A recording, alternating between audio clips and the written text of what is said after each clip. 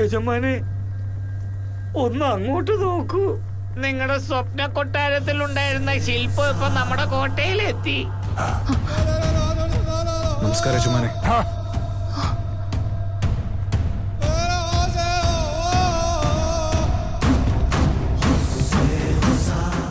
സബാഷ് മോനെ മല്ലേഷ്, നീ ഒരു അടിമയാണെങ്കിലും എനിക്ക് നീ അനിയനെ പോലെയാ.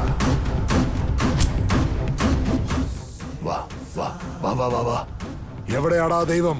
ആ ദൈവം എനിക്ക് വേണ്ടി എന്താ ചെയ്തേ? പക്ഷെ നിന്റെ ബാല്യത്തിൽ നീ എന്റെ ജീവൻ രക്ഷിച്ചു, എന്റെ എതിരാളിയെയും കൊന്നു. ഇപ്പോ ഇപ്പോ അനുഗ്രഹിക്കുക യജമാനെ. എന്താടാ ഇതെന്താടാ? ഇതെന്റെ ഭാര്യയാണ് യജമാനെ. എന്ത്, നിന്റെ ഭാര്യ? നിന്റെ കല്യാണം കഴിഞ്ഞോ? നിങ്ങളുടെ അടുത്ത് ഈ കാര്യം മാത്രം ഞാൻ വിളിച്ചു വെച്ചു. ചെറുപ്പത്തിൽ തന്നെ ഞങ്ങൾക്ക് രണ്ടുപേർക്കും കല്യാണമായി. ആ ഭുജംഗ റാവു നിങ്ങൾക്ക് എന്തുമാത്രം ശത്രുവാണോ അത്രയും ശത്രു എനിക്കും തന്നെയാണ്.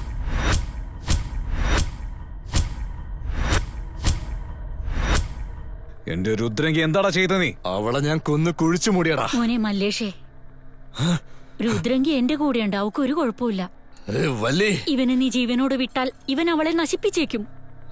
അവളെ നീ കൂട്ടിക്കൊണ്ടുപോയിക്കോ. അതുകൊണ്ടാ പക നിങ്ങളുടെ ആണെങ്കിൽ പൗരുഷം എന്റെയാണ്. എന്റെ ഈ ജീവിതം പോലും രുദ്രങ്കിക്ക് വേണ്ടിയാ. രുദ്രങ്കിക്ക് വേണ്ടി ഞാൻ മരിക്കാനും തയ്യാറാണ്, കൊല്ലാനും തയ്യാറാണ് യജമാനെ. എന്റെ മുത്തശ്ശനെ സത്യം ചെയ്തിട്ടുണ്ട്. യജമാനെ, ഞാൻ എന്തെങ്കിലും തെറ്റ് ചെയ്തായിരുന്നു? ഞാൻ ചെയ്തത് തെറ്റാണെങ്കിൽ എന്റെ തല വെട്ടിക്കോളൂ. ഞാനിപ്പോ എന്താ ചെയ്യേണ്ടതെന്ന് പറയൂ, അത് ഞാൻ എന്തായാലും കേട്ടോളാം. പറയൂ യജമാനെ.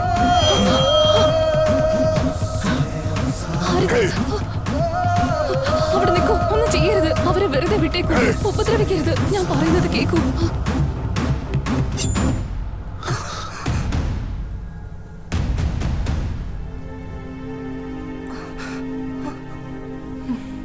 നന്ദി യജമാനെ.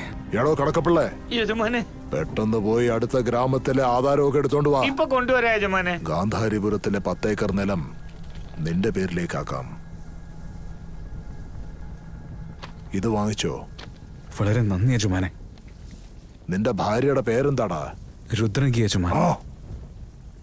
മീരാബായി, രുദ്രങ്കിയുടെ ശാന്തി മുഹൂർത്തം ഇവിടെ തന്നെ നടക്കണം. നമുക്ക് എങ്ങനെയായിരുന്നോ അവക്കും അങ്ങനെ തന്നെ വേണം. നമുക്ക് കിട്ടിയ ബഹുമാനം അവൾക്കും കിട്ടണം. എടോ കണക്കപ്പിള്ളേ, മനസ്സിലായി യജമാനെ. നീ എന്തു പറയുന്നു മീരാബായി? നിങ്ങളിൽ നിന്ന് ഇങ്ങനൊരു സംസാരം കേൾക്കുമ്പോ എനിക്ക് ഒരുപാട് സന്തോഷം തോന്നുന്നുണ്ട്.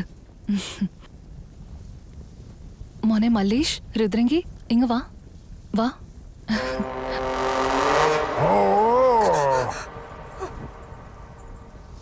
നിന്റെ യജമാൻ നിന്നെ വെറുതെ വിട്ടാലും ഞാൻ നിന്നെ വെറുതെ വിടില്ല. രുദ്രാങ്കിയുടെ കൂടെ നിന്റെ ആദ്യ രാത്രി എങ്ങനെയാ നടക്കണമെന്ന് ഞാനും നോക്കട്ടെ മലേഷ്.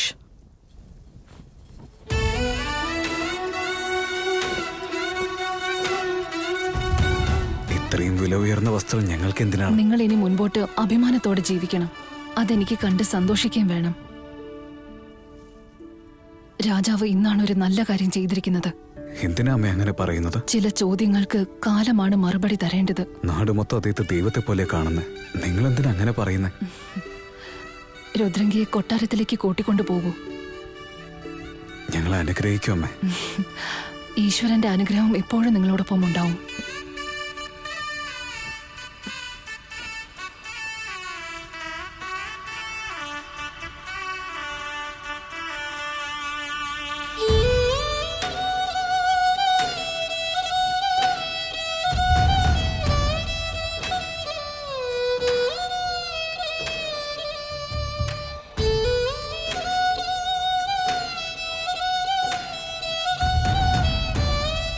രുദ്രാങ്കി, രുദ്രാങ്കി, ചെറിയ മഹാറാണി നിന്നോട് വരാൻ പറഞ്ഞു.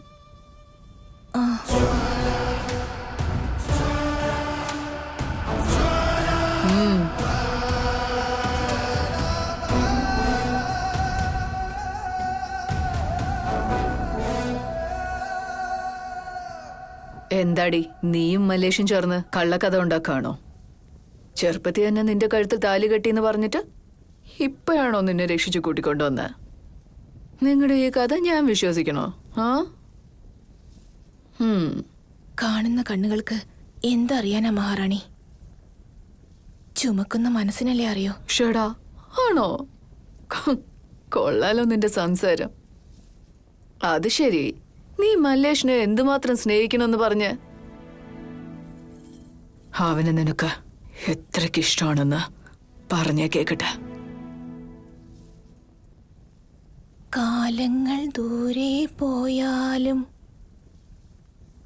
എന്റെ ദേഹവും കത്തിയെരിഞ്ഞാലും ആചാരക്കൂമ്പാരത്തിൽ നിന്നും ഒരു തരി എൻ ഏട്ടന്റെ പാദത്തിൽ പറ്റിച്ചേർന്നാൽ ഈ ജന്മം എന്റെ ശ്വാസം നിലച്ചു പോയാലും എന്റെ ഏട്ടന്റെ ശ്വാസത്തിൽ തുടരും എന്റെ ഈ ജീവിതം. വാഴും ഞാൻ നിൻ ശ്വാസത്തിൽ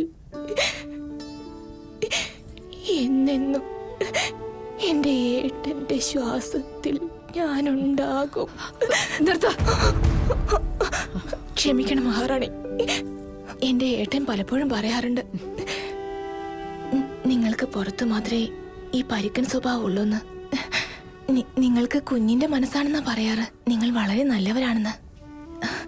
ഞാനും എന്റെ ഏട്ടനും നന്നായി ജീവിക്കാൻ വേണ്ടി എന്നെ അനുഗ്രഹിക്കണേ മഹാറാണി. സ്വർണ്ണാഭരണങ്ങൾ വേണോ? കൊണ്ടുപോയിക്കോ. കാശ്, പണം എന്ത് വേണമെങ്കിലും കൊണ്ടുപോയിക്കോ. വൈരം, വൈഡൂര്യം എന്ത് വേണമെങ്കിലും തരാം. ഞാൻ ധരിച്ചിരിക്കുന്നത് പോലും ഊരി തരാൻ നീ എല്ലാം എടുത്തോ. പക്ഷേ അവന്റെ കൂടെ ഒന്നിച്ച് ജീവിക്കണം. അതിന് നിങ്ങൾ എനിക്ക് അനുഗ്രഹിക്കണമെന്ന് മാത്രം നീ എന്റെ അടുത്ത് ചോദിച്ചു പോവരുത്. മനസ്സിലായോ?